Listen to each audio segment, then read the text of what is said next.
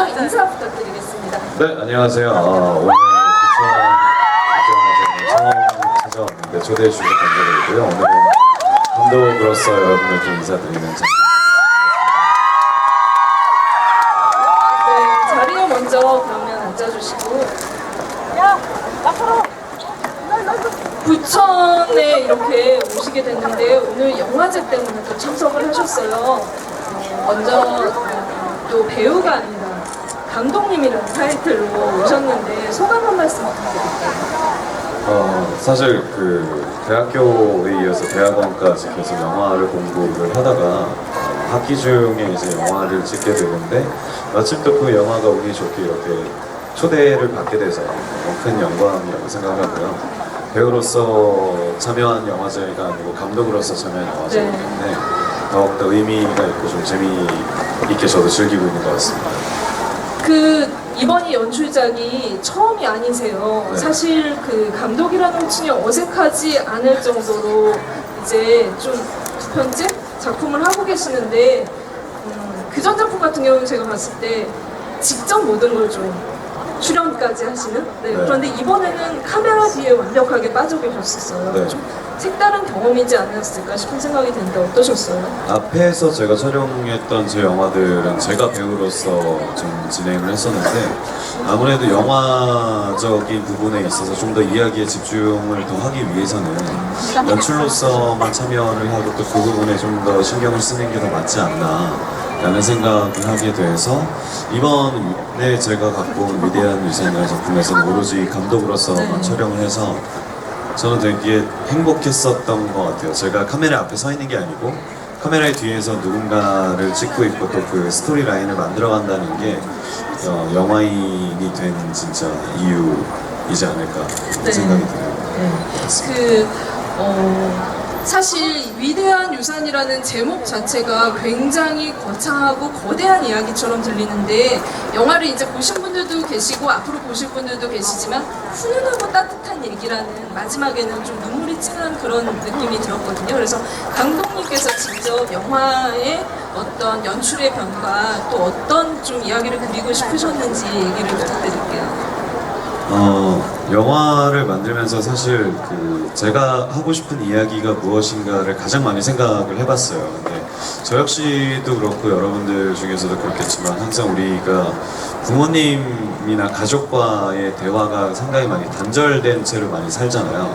그렇기 때문에 진짜 요즘 들어서 기성세대들과 많이 일어나는 소통의 부재라든가 그런 문제들을 조금 담백하게 담아보는 게 어떨까라는 생각을 해서 이번 작품에서 사실 그 부분에 가장 많이 좀 신경을 써서 작품을 만든 것도 있었고 항상 그 소통의 부재와 함께 우리가 항상 늦게 깨닫게 되는 그 안타까움과 또 그것을 현실로 받아들일 수밖에 없는 슬픈 현실들을 모티브로 좀 이야기를 담고 싶었어요. 그렇게 해서 표현된 게 저의 이번 영화인 것 같습니다. 이번 작품 같은 경우에 통장 비밀번호를 알려주지 않고 의식이 없어진 아버지 그리고 그걸 캐내기에만 급급한 아들의 이야기를 그리고 계시잖아요. 네. 그래서 어떻게 보면 굉장히 아이러니하고 처음에는 좀 코믹한 상황이다라는 생각도 들었거든요. 근데 점점 이야기가 조금 심각해지기도 하고 이게 과연 이제 아버지와 아들의 이야기에서 오는 결국에 아들이 각성을 하는 성장 드라마라는 생각도 많이 들었거든요. 그래서 어떤 지점에 그 주인공의 성장을 그리고 싶으셨던 건지 아버지를 통해서 주제에 대해서 한번 말씀 부탁드릴게요. 영화의 시작은 그 아버지로부터의 집이 이렇게 사실 부유한 집안은 아닌데 아버지에게 받을 수 있는 아주 작은 금액의 유산을 바라는 철부지 없는 아들 그리고 또 의식이 없는 아버지의 상황이라는 아이러니한 상황에서 시작을 하게 되는데요. 사실 그 시간이 촉박하게 올수록 이 아들은 아버지에 대한 건강보다는 자신의 유산이라든가 자신이 얻고 싶은 욕심에 대해서 좀 더 집중을 하게 되잖아요. 그래서 그런 시간적인 압박에서 오는 타이트한 느낌을 좀 많이 살려두고 싶었던 것도 있었고 어떻게 보면은 사실 성장 드라마이기도 하지만 성장을 하기에는 너무나 그 영화의 이야기가 짧기도 하고 또 마지막에 한 장면으로서 대비되는 게 이 성찰, 자기 성찰에 대한 이야기의 부분이라고 생각을 했어요. 그래서 어떤 부분에 좀 중점을 둬야 될까라고 했는데 관객 입장에서 봤을 때는 점점 시간이 단축되어 오는 시간 속에서 저 아들이 과연 어떤 선택을 하게 될까. 그렇죠. 예, 조마조마한. 예, 그런 좀 심리적인 타이트함을 좀 표현하고 싶었던 게 가장 컸던 것 같아요. 그 배우로서 작품에 접근할 때는 캐릭터의 어떤 심리에 대해서 많은 고민을 하실 텐데 이번에는 현장에서 또 연출가로서 모든 걸 또 관장해야 되는 그런 또 어려움도 있으셨잖아요. 그래서 촬영 현장에서 조금 내가 감독으로서 정말 힘들게 일하고 있구나, 힘들었구나 하는 에피소드나 이런 게 있으면 들려주시면 좋을 것 같아요. 되게 재미있었던 경험이었던 건 제가 항상 어떤 캐릭터를 맡은 배우로서 카메라 앞에서 연기를 하고 있을 때는 저의 연기만 계속해서 좀 포커스를 맞추고 공부를 계속해서 만들어서 캐릭터를 좀 창작해 나가는 작업이잖아요. 근데 영화의 전체적인 이야기와 그 흐름의 맥락들을 보이지 않는 카메라 뒤에서 카메라의 동선이라든가 앵글이라든가 이야기적인 구조로서 그런 틀을 만들어가는 데에 있어서 되게 큰 재미를 느꼈었던 것 같아요. 그래서 어떤 배우로서의 표정이라든가 목소리, 눈빛으로 감정 상태를 표현하기보다는 카메라의 동선, 그리고 조명의 라이팅, 그리고 인물을 따라가는 그런 움직임들을 보이지 않는 곳에서 제가 직접 다 주문을 하고 있는 상황들이 참 신기하기도 했었고 그 점이 가장 재밌었던 부분이었던 것 같아요. 혹시 배우기 때문에 더 집요하게 요구하신 부분도 있었을 것 같고 그 경험 때문에 그리고 또 한편으로는 이번 작품을 통해서 내가 좀 연출자와의 어떤 소통이나 이런 거에 있어서 이런 부분은 조금 더 깨달았다 이런 부분도 있으실 것 같아요. 저도 사실 그럴 줄 알았어요. 제가 아무래도 배우로 시작을 했었으니까 다른 배우의 연기에 있어서 좀 많이 이렇게 잔소리를 한다든가 좀 많이 디테일하게 참여를 한다든가 그럴 줄 알았는데 같이 했던 노영욱 배우님이 이미 그 촬영 들어가기 전에 대본 리딩부터 네. 준비를 너무 철저하게 해주셔서 처음 대본 리딩을 하고 나서는 이 배우에게 영화의 모든 것을 다 맡겨도 되겠다, 연기에 관해서는 일종의 그런 믿음이 있었기 때문에 현장에서 나중에 어떤 트러블 없이 되게 부드럽게 진행이 될 수 있었던 것 같아요. 현장에서는 오히려 연기로서는 크게 얘기했던 것보다 인물의 동선이라든가 어떤 그 조명의 위치라든가 이런 포지션적인 것들만 얘기가 많았었고 또 감독으로 맡았을 때 되게 재밌었던 점이 저는 제가 배우로서 촬영할 때 내 모습이 현재 내 컨디션이 어떻고 또 내가 좀 힘들고 이런 것들이 전혀 사람들한테 말을 안 하면 들키지 않을 거라고 생각을 했었거든요. 근데 그게 눈을 보면 딱 보이더라고요. 카메라의 시선이 확실히 가장 정확하구나 라는 걸 다시 한번 느낄 수 있었던 게 배우의 눈빛에서 조금이라도 피곤함이 느껴진다면 바로 저는 그때 촬영 스톱하고 배우를 좀 쉴 수 있게 좀 많이 배려를 해주었던 것 같은데 그런 부분에서 스태프들이나 배우들이 좀 잘 쫓아와 준 것 같아서 다시 한번 고맙다는 말씀 꼭 드리고 싶습니다.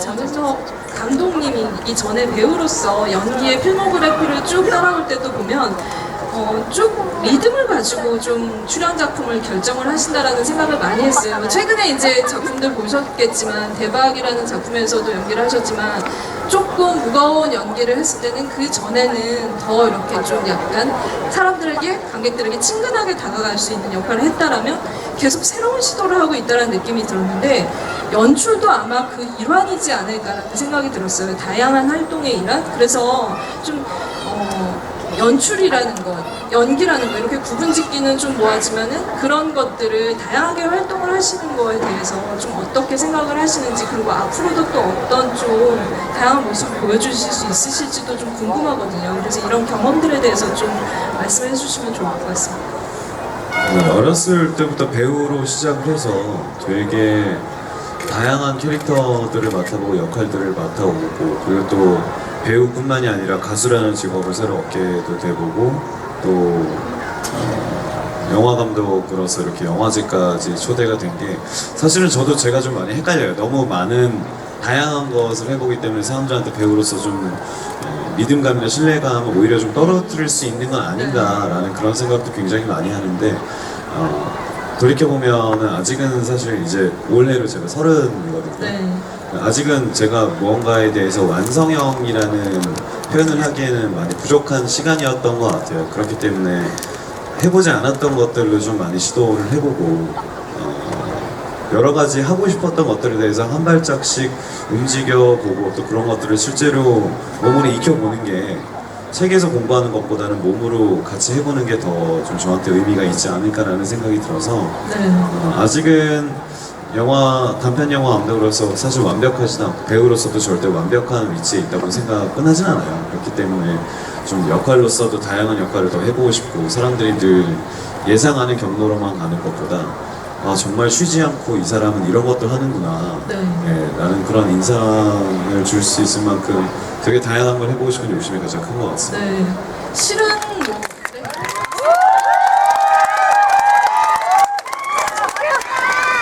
이번 연출을 또 학교에서 또 많은 이제 같이 공부하는 학생들과 또 하셨지만 계속 좀 연출을 하실 생각도 있는 걸로 알고 있어요. 그래서 감독으로서 장근석이라는 감독으로서의 어떤 포부나 계획 같은 건 어떤 게 있으신지.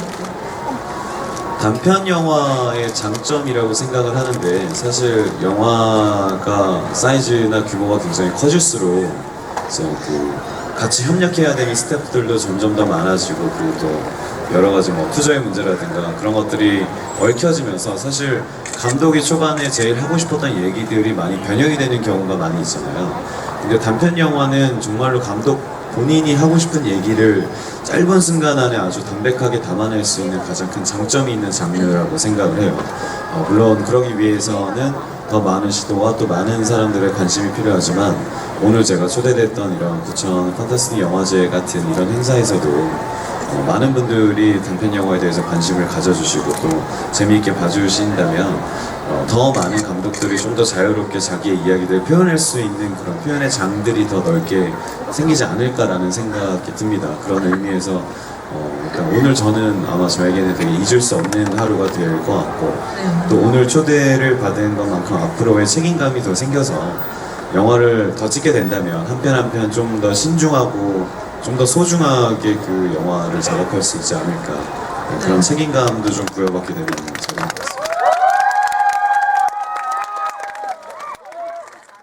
부천에 초대된 배우로서 작품을 이렇게 세상에 공개할 때 그리고 이것들이 대중들한테 사랑을 받을 때와 또 감독으로서 어떤 반응을 얻을 때는 조금 느낌이 다를 것 같은데 지향점이 어떻게 다르신지 그 차이를 조금 얘기해 주실 수 있을까요? 배우는 영화를 빛내는 가장 중요한 요소라고 생각을 해요. 그렇기 때문에 사실 저는 제가 이번에 감독으로 초청을 받았을 때 과연 내가 감독이라는 이름에 어울릴 만큼 작업을 연출을 했나 그 좀 부끄러운 마음에 많이 참석을 해야 되나 말아야 되나 많이 정말요? 망설였었는데 부끄러움이 없으신 줄 알았어요. 그럼에도 불구하고 일단 첫 번째의 초청작이었기 때문에 그게 가장 큰 의미가 있었던 것 같고요. 영화를 빛내는 요소에 있어서의 가장 큰 비중이 배우들의 연기력과 뭐 배우들의 이름, 배우들의 얼굴이라고 생각을 한다면 연출자는 그 모든 것들을 설계하는 그냥 책임자가 될 것 같아요. 그래서 보이지 않는 곳에서 더 고생하고 더 책임감을 갖고 작품에 임할 수밖에 없는 그런 중요한 요소라고 생각을 하기 때문에 오늘 이 자리가 아주 저는 행복합니다. 제가 배우로서가 아니라 감독으로서 찾아왔다고. 박수 부탁드립니다. 땡큐.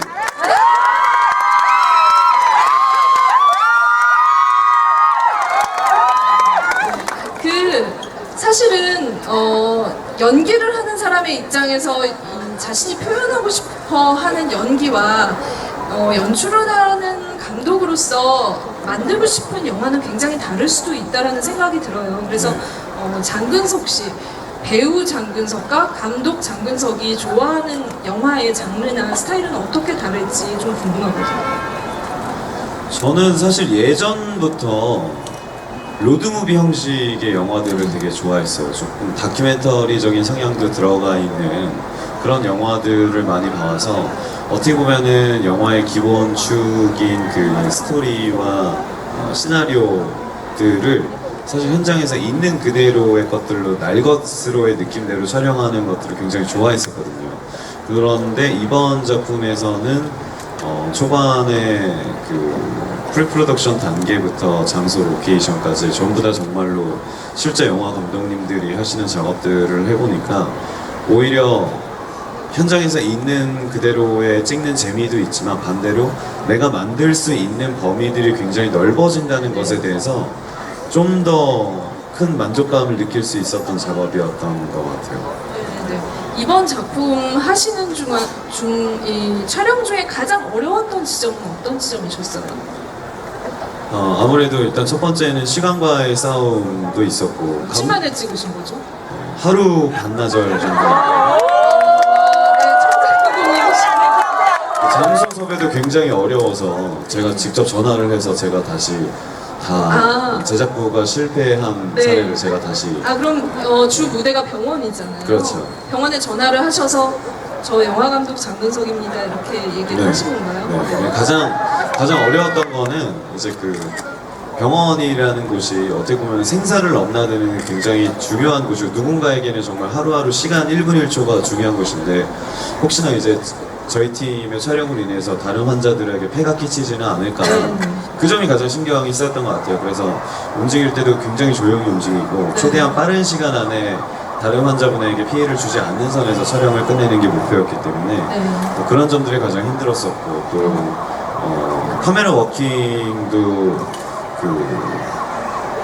굉장히 저도 카메라 워킹은 굉장히 실사와 같은 그런 좀 부드러운 느낌을 원했었거든요. 근데 이제 뭐 거울에 대한 반사라든가 실제 로케이션에서 비춰지는 그런 예상치 못했던 범위들을 스태프들을 마치 수정해 나가면서 촬영했던 게 가장 좀 힘이 들었었던 것 같아요. 네. 이번 작품 같은 경우는 드라마가 굉장히 강한 심리의 어떤 그런 것들도 스타일도 굉장히 강한데 또 다음 작품 같은 경우는 어디서 또 영감을 받으실지도 궁금해요. 사실 이번 작품 같은 경우는 소설 원작이 있는 걸로 알고 있거든요. 그래서 좀 다음 작품은 어디서 또 그런 아이디어를 얻으실지.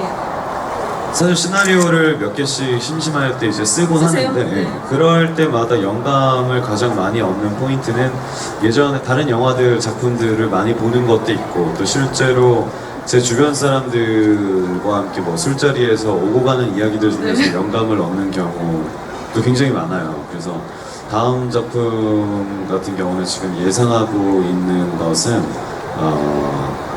위대한 유상과 약간 마찬가지일 수도 있는데 끝까지 관객들에게 물음표를 던질 수 있는 작품을 좀 만들려고 합니다.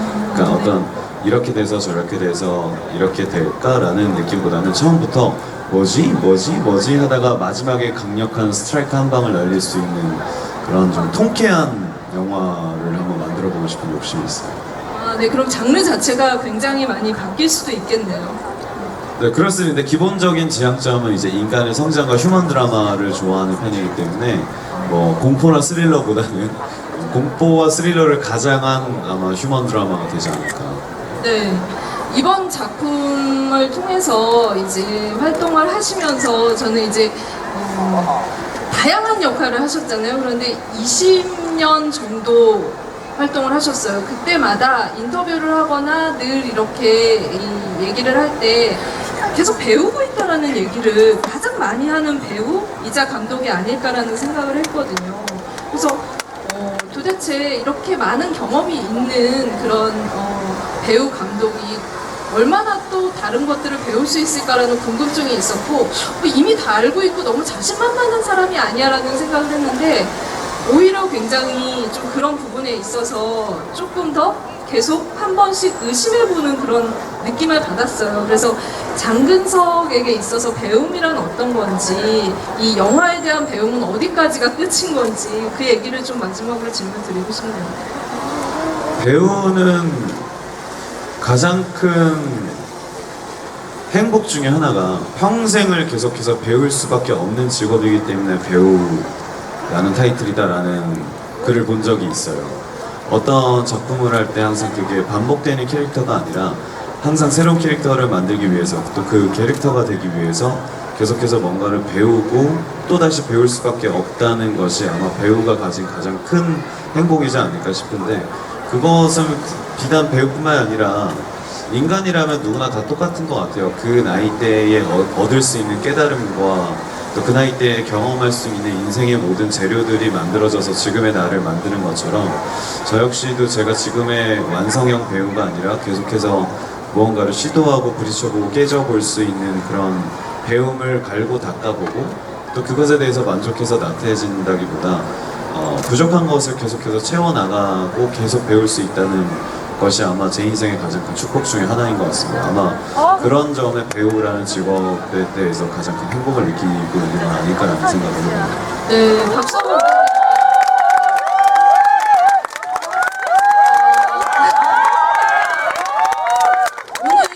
오늘 연출자 장근석 그리고 또 부천국제 판타스틱 영화제에 초청된 감독으로서의 장근석 배우, 감독 이렇게 만나보셨는데요. 어떠셨어요? 내년에도 또 감독님으로 또 오셔야겠죠? 1년 동안 또 많은 작품들 좀 시나리오 많이 쓰시고 하셔서 또 내년에 또 이 자리에서 다시 만나면은 더 즐겁지 않을까라는 생각을 큰 영광이 될 것 같아요. 오늘 이렇게 참석해주신 관객분들, 오픈토크에 오신 분들 위해서 마지막으로 인사 말씀 드리면서 오늘 자리 맞춰볼까 합니다. 사실 영화를 찍었던 거는 어떤 저의 개인적인 취미 활동이기도 하고 또 아직 영화를 공부하고 있는 영화학도로서 부족함이 굉장히 많은 감독임에도 불구하고 오늘 이 자리에 왔을 때 제가 뻘쭘하지 않았던 거는 여러분들이 그만큼 열렬한 지지와 관심을 보내주셨기 때문이라고 생각합니다. 오늘 비가 오지 않을까 되게 걱정을 많이 했었어요. 많은 분들이 이렇게 광장에서 오픈토크를 할 때 비 때문에 좀 고생하시지 않을까 생각을 했는데 날씨도 너무 좋고 또 감독으로서 이렇게 처음 오는 자리에 많은 분들이 저를 따뜻하게 맞아주셔서 너무 행복한 사람 중에 하나라고 생각합니다. 여러분 위대한 유산이에요. 제목이 많이 사랑해 주시고요. 장 감독님 다음 작품도 그럼 기다리면서 오늘 자리 맞춰볼까 합니다. 네, 제가